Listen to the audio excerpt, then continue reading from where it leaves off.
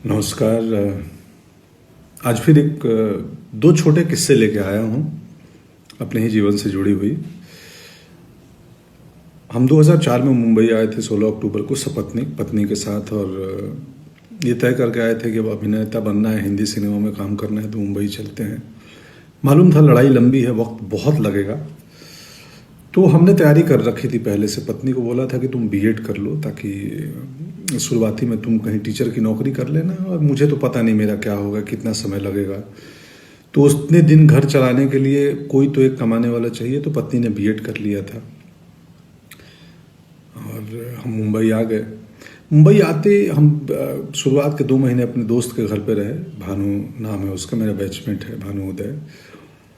और हम अपने लिए घर खोजते रहे। फिर हमारे बजट के लिहाज से एक कांदीवली वेस्ट में एक छोटा सा घर मिल गया, जहां हम लोग आ गए, शिफ्ट हो गए।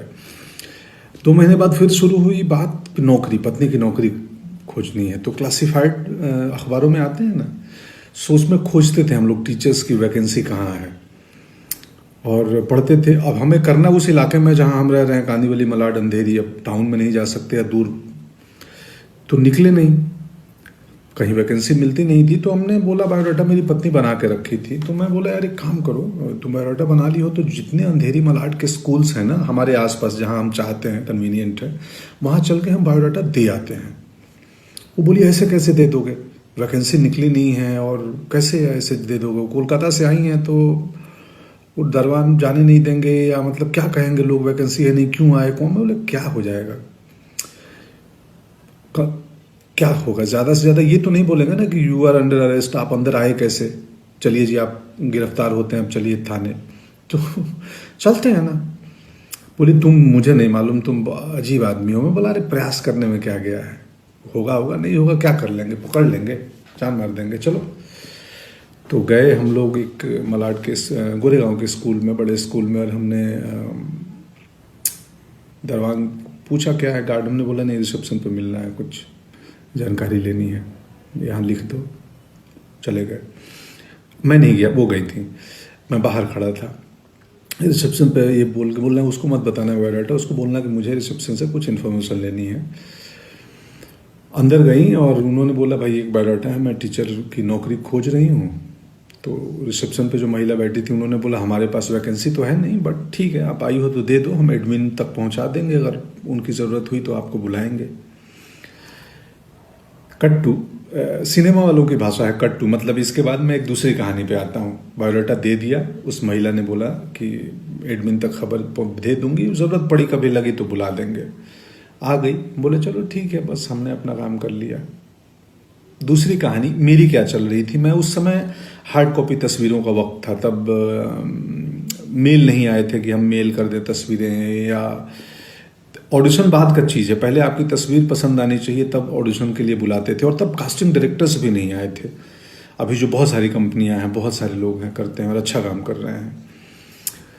तो हम जाके, उस वक्त कास्टिंग डायरेक्टर नहीं होते थे, तो डायरेक्टर का कोई एसोसिएट डायरेक्टर या असिस्टेंट या प्रोडक्शन के लोग भी कास्टिंग कर लेते थे। और तब कास्टिंग मतलब बहुत छोटे छोटे रोल्स में नए एक्टर को लिया जाता था, और जो भी एक सेट पैटर्न था, ये हीरो, ये हीरोइन, ये विलेन, वकील, इंस्पेक्टर भी सेट थे। तो 2004-5 की बात है ये। तो मैं जाता था दफ्तर में, दरबान रोक दे कहीं बड़ी कंपनी, किसी फिल्म ऑफिस में गया, तो मैं बोलता था कि यार मेरे को, बोला किसने बुलाया है, मैं बुलाया नहीं, मेरे को ईश्वर जी भेजे हैं कि वो राहुल, रवि, जो भी नाम है उस एसोसिएट की, उनसे मिलना है, ईश्वर जी भेजे हैं। बोला अच्छा। वो फ़ोन करे कि भाई कोई आए हैं, पंकज नाम है, ईश्वर जी भेजे हैं। तो बोले अच्छा कौन, भेज दो, मिलता हूँ, देखता हूँ कौन। या अंदर पहुँच जाए, छोटा दफ्तर हो, रिसेप्शन तक पहुँच गए सीधे, तो फ्रंट डेस्क पे जो भी रिसेप्शन पे महिला बैठी हैं, जी हाँ क्या। मैं बोला एसोसिएट डायरेक्टर से मिलना है। तो किसने भेजा है आपको, कैसे आए हो, क्या है रेफरेंस।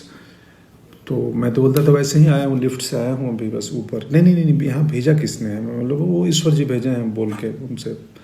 ईश्वर जी, बोले हाँ आप बता दो ना उनको, वो जानते हैं। तो ईश्वर जी भेजे हैं, कोई पंकज आया है कास्टिंग वाले। चलो आता। तो या तो कास्टिंग वाले निकल के आए या मुझे अंदर तक भेज दी जाए।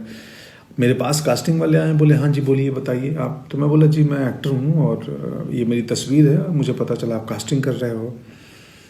तो बोला ये बट ये ईश्वर जी, कौन ईश्वर जी भेजे हैं? प्रोडक्शन में या कुछ कॉस्ट्यूम या किस डिपार्टमेंट, कौन से ईश्वर जी? मैं हंस देता था, बोलता था वो ईश्वर जी जो उधर बैठे हैं, जो सबको भेजे हैं दुनिया में। तो कई लोग हंस देते थे। ये 2-4 बार ही हुआ, अक्सर नहीं हुआ है ये किस्सा। कई लोग हंस देते थे और बोलते थे यार बढ़िया सेंस ऑफ ह्यूमर है या बढ़िया अप्रोच है तुम्हारा, लाओ तस्वीर दो, कहाँ से एक्टिंग सीखे हो, क्या किए हो। एक आध नाराज भी हो जाते थे। 2-4 बार किया था ये। मुझे मेरे दोस्त आज ही फोन आया था दिन में, हेमंत का, तो उन्होंने बताया कि यार तुम, याद है तेरे को तो ईश्वर जी बोल के कहीं घुस जाते थे कि ईश्वर जी भेजे हैं। तो याद आया। और हम एक्टर्स को कैसे पता चलती थी कि कास्टिंग कहाँ हो रही है? एक इन्फिनिटी मॉल है अंधेरी में, वहाँ पे बहुत सारे एक्टर्स शाम को बैठते थे और वहाँ इन्फॉर्मेशन एक दूसरे को दी जाती थी। हम इतने वहाँ इकट्ठे होने लगे कि बाद में मॉल के जो सिक्योरिटी मैनेजमेंट, सिक्योरिटी वालों ने हमें खदेड़ दिया कि तुम लोग चले जाओ, यहाँ भीड़ नहीं चाहिए। उसमें पूरे हिंदुस्तान के गांव खेड़े से, छोटी जगहों से आए हुए हमारी तरह एक्टर्स थे, बहुत सारे बहुत सारे। बाद में सुजान सिंह चौक बन गया, वो भी एक एक्टर हैं सुजान जी। हम बहुत सारे दोस्त थे, अब नाम लूंगा तो 1000 नाम हो जाएंगे जो वहाँ बैठते थे। पत्नी की कहानी पे बायोडाटा दे के चली आई, एडमिन में जाएगा। दूसरे दिन कॉल आया कि जी आप आइए, एक इंटरव्यू के लिए प्रिंसिपल ने कॉल किया है। वो गई, इंटरव्यू दी, उनकी नौकरी हो गई। पढ़ाने लगी, हमारा दुकान चल गया और मैं ईश्वर के बहाने से दफ्तर दफ्तर घूमते रहा। मेरे ईश्वर काम नहीं आ रहे थे, कास्टिंग नहीं हो रही थी। थोड़ा वक्त ज़्यादा लगा, ईश्वर काम आए, मौके मिले, बहुत सारे मौके धीरे धीरे मिलने लगे। गैंग्स ऑफ वासेपुर पहला मौका था जिसमें मुकेश ने, तब तक कास्टिंग डायरेक्टर आ चुके थे और तब तक वो पैटर्न ख़त्म हो गया था कि किसी भी बहाने एसोसिएट या असिस्टेंट तक घुस के अपनी तस्वीर दे दो या इंट्रो दे दो कि जी मैं एक्टर हूँ। तब तक प्रोफेशनल माहौल बनने लगा था। गैंग्स ऑफ वासेपुर में मुकेश कास्टिंग, उसके पहले अभिमन्यु रे थे यशराज में, वो कास्टिंग कर रहे थे।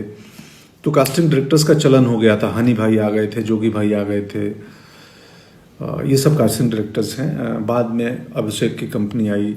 सो बहुत सारी अभी कंपनियां हैं कास्टिंग की काम करती हैं बॉम्बे में। सो पत्नी की नौकरी लग गई और मेरे ईश्वर कुछ सालों बाद काम आए और जब प्रोफेशनल हुआ माहौल तो हमें काम मिलने लगे। और बाद के दिनों में अब तो इतने ज़्यादा काम मिलने लगे कि घर पे किसी एक को रहना ज़रूरी है, मेरे और पत्नी में से। तो पत्नी को स्कूल की नौकरी कुछ साल पहले छोड़नी पड़ी और अब वो घर चलाती हैं, मुझे मैनेज करती हैं, हमारे बाकी बिजनेस को मैनेज करती हैं।